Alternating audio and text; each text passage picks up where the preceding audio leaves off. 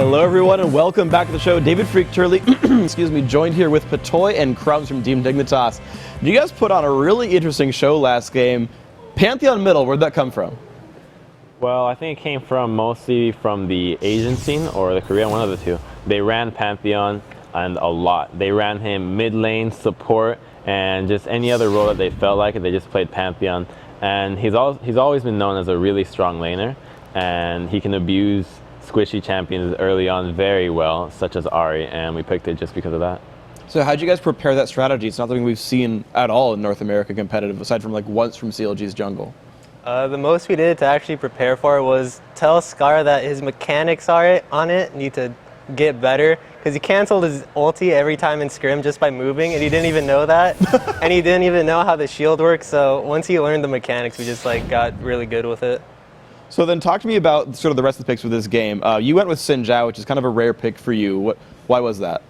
I mean, the champions that we banned were Nocturne and Jarvan, and they banned Lee Sin. And was there? I think that was it. Okay. And then we first picked Zac, and personally, I think Zac's just a stronger champion in the top lane, but I also am really bad at the champion.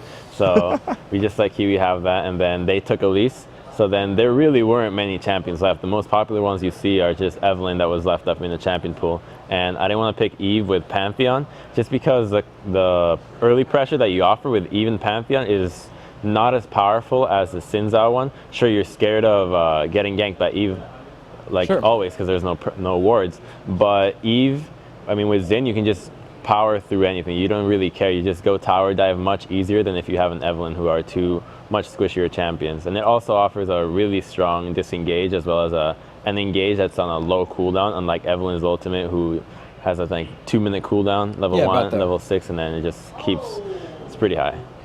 Okay, so then to kind of talk about your composition though, Pantheon's sort of characteristically known as a champion who has a harder time late game than early on, and so you guys had to close out against CLG. How were you guys able to do that? We scrim them a lot, so we typically know how they want to play the game in all phases. And early, they sometimes have really good rotations, but lately they've been a little slacking on that, so we just took advantage of it with Xin Zhao and Pantheon. Cool, and actually to bring up one more thing about the Xin Zhao ganks, Crumbz, you actually spoke to me before the interview started about how you got some early kills on Nian. Would you walk me through what he did that allowed you to get openings? All right, well, see, he started laning with Teleport. Now, Teleport's not a summoner spell that you can use in combat, so it's not useful for defending, for pushing. It's absolutely just a utility summoner spell. Mm-hmm. So if you get dove with that, you can't really do anything. And he started laning on top of that with without a Doran's shield with Flask, so that doesn't offer any health. So it makes him a very easy diveable target. Now, you may be reluctant to dive because, oh, it's a Malphite, it's going to be a tanky champion, but it doesn't matter because you have Vayne, you have Sona Power Chord, which is magic damage, and Armor Shred from Xin on a level 1 target. Doesn't really matter. So that was a mistake by their part, but even then, just laning with Teleport is something that you need to be capitalizing on. And that's something that we learned from the Curse game, in which they try to do the same thing, a teleport lane on a side lane, and we didn't capitalize on it. We eventually lost the game because of that. Mm-hmm. Many other reasons we lost that game, but that was one of the things, and we've actually managed to capitalize on that, what they did this game, and it worked really well for our early game. That's good to hear, and of course, good job to you guys on the win. So one more question for you guys.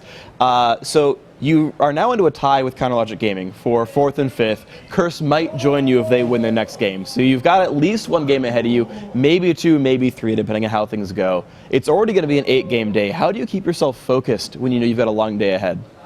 Well, it was news to us because we went in knowing, oh, we're just going to win, we're going to get the spot. It was like a nice spot, we just get to go home, and then after the game, they tell us, hey, you're playing another game, possibly 2 more. And I felt heartbroken. It's like I got hit by a truck, like waking up with a hangover, something like that. It was horrible. So now I just got to stay here, play some more.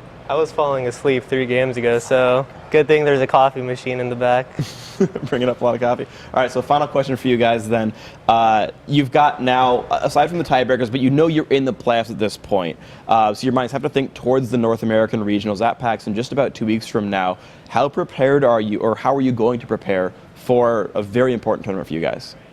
The preparation we do is always the same, no matter how big. we take a few days, just watch the team, watch VODs, evaluate how they go through picks and bans, how they like to play through the different stages of the game, and then just try to counteract everything they do. Crumbz, anything to add?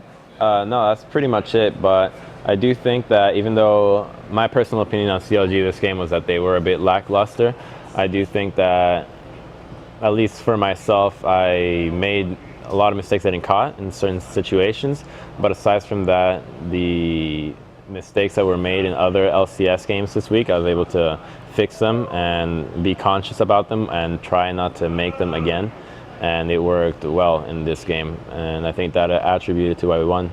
All right, well, it's good to hear. Congratulations, guys, on your win. Good luck in your match later today, and it's good to see you guys improving. Of course, we'll see you guys at PAX. Thank you very much for the interview. But of course, guys, we've got more LCS action today, 2 more regular season games as well as the tiebreaker. To break down some of the games you've already seen, though, let's send it over to Kobe.